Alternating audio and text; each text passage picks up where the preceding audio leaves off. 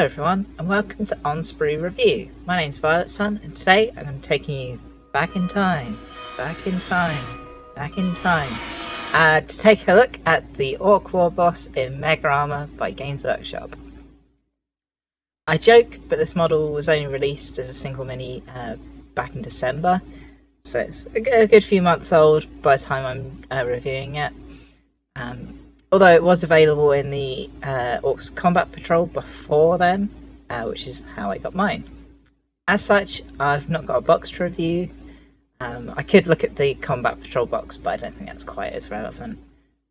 So let's skip ahead and have a look at the instructions, in this case, the ones that came in the Combat Patrol box. The Warboss takes prime position in these instructions, as is only right. Being the first kit that you actually get instructions for in this booklet.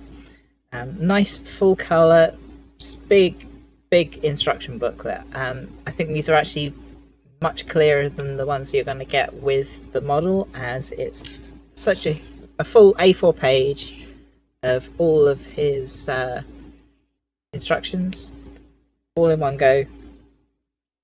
Nice and simple.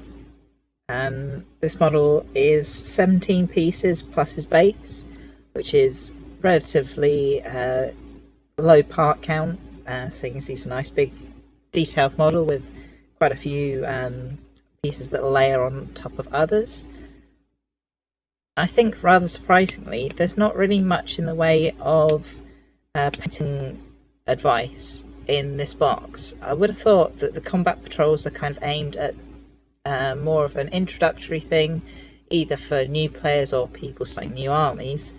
And well, whilst there's kind of an advert for the Citadel paint range and what you can do with it, there's not actually any suggestion of paints. Yeah, very odd.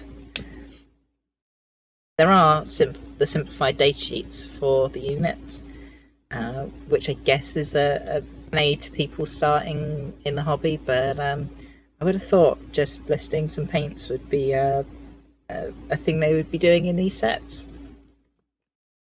As I bought this as part of the Combat Patrol, the sprue hasn't been sort of broken down into set pieces to put into a box. It's quite a big miniature. I think this is the first time I've been reviewing a sort of double-sized sprue miniature on this channel.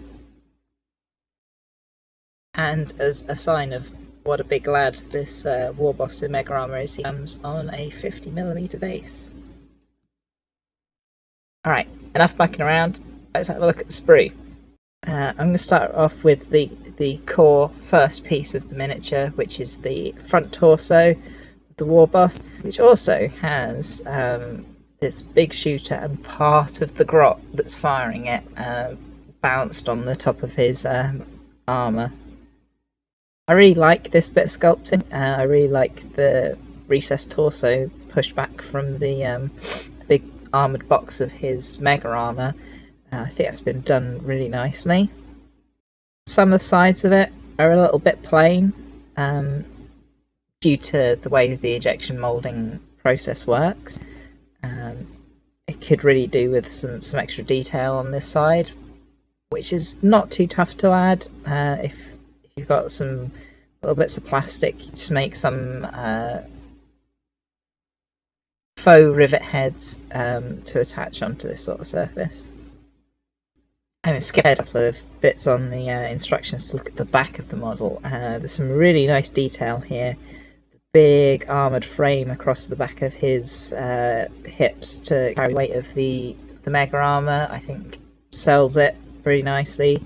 The cables that link round from his power pack to the front of the torso look really nicely detailed, and there's not any sort of weird threading that you can sometimes get with cables going round strange shapes. So yeah, very nicely executed on the designer's part.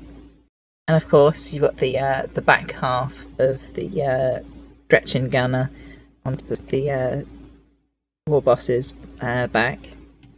I thought I'd show you what the other side of these pieces looks like. They're very hollow and very carefully sculpted so they're not too thick. I actually think this is a good thing. If you want to convert this miniature, it means there's less plastic to slice through. And also, I find that you get less kind of weirdness. Sometimes if you've got a very thick plastic piece, you can end up with kind of sagging in the middle where the model cools, I think, is the reason that happens. And this is a much fancier way of making this model, and I think it's a good idea. Now, there are lots of bits that layer on top of the basic body of the Warboss. The legs have these big pistons and joints that make the boss look really heavy and augmented. Although these don't really look that armoured, I think they still add a lot to the silhouette of the model. And there are some pieces for his upper arms, in this case with some nice big heavy shoulder pads as well. I think this model's really nicely designed to really get a lot of depth rather than it just being, one layer. You've got kind of the really strong muscular form, and then the arm that goes on top, and lots of gaps in between, so you can kind of get a good look that he's a green skin and yet heavily armed at the same time. It's kind of back banner / power plant engine piece is particularly nice. Really nice kind of I think V6 style engine block with huge exhausts. Yeah, really nice idea and really nicely executed. Another big signature piece of this miniature is the huge axi carries. I really like this orky style of having a really brutal weapon with, spinning blades and a chain blade on the back, and it has that kind of cobbled together look, and at the same time looks incredibly brutal, rather than I do like silly orc stuff, but this is definitely a serious bit of orc. Just really have a good look at the head sculpt for this model. Very cleverly done with this open mouth, with the tongue being part of the main torso piece, to really add a lot of good depth and detail to the teeth. Whereas if you'd had the tongue moulded into here, you wouldn't be able to get nearly as well defined look to his big chompers there. Do like this, although only having one head sculpt. If there was any part of this model that you could duplicate and add a slight variation to get a second whole look to the model, it'd be the head sculpt. Just a second head, and then you've got two completely different looking war bosses. I mean, two completely different war bosses in the exact same pose, but it would be at least something. Especially as orcs are meant to be kind of all unique, and it's a bit of an odd one to only have one head for this model, I think. And a piece that kind of goes with the head, kind of goes with it, is this odd little bit here that is the iron jaw and the front plate for the torso.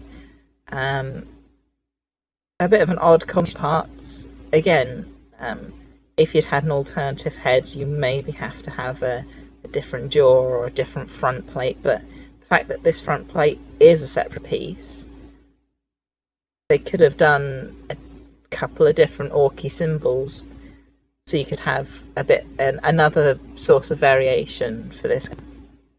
Do you kind of want to have a little look at one of his arms? One of them's mostly built into the chopper. This one's separate with big leather gloves with some studs and orky symbols. Really nicely done. Really nice, good skin definition and nice little bits of detail. So I think that's about it for talking about this actual sprue. as you might imagine, I've had this one sat in my pile for quite some time. I bought a bunch of the Orks when they first had their 9th edition release. Got quite excited with them, built quite a few of them, but this guy didn't really make the cut. I think it's a really nice kit, but it's got some limitations. As I said, it kind of builds to be this boss, and that's it. Unless you're going to go in and do a bunch of conversion work. And with the head being so uniquely put together, I think that's non-trivial to put a different head on him. I do like the little grot gunner on the top, but it's a very distinctive part of this model that you know, you can chop him off, but then if you want him to be what you see is what you get, rules wise, you've got to somehow fit a big shooter some other wear on him. I guess you could attach something onto his weapon, so he's got a kind of Custodes styled pole weapon with gun built into it. Yeah, it's a nice mod, but I don't know if it's ever going to get built into my collection. I should probably pass this on to someone else who's going to build it. If you have this kit already and have built it, I would love to hear what you did with it, whether you just built it as is, whether you customized it. I love hearing people are doing with their models. If this video was useful for you working out whether you want this kit, please give it a like. If you want to see more videos like this, subscribe. I've been putting up videos weekly. I'm planning on doing a few looking back on kits that have been available for a while, whilst of course trying to keep up with the constant new releases. And with that, be hobbying.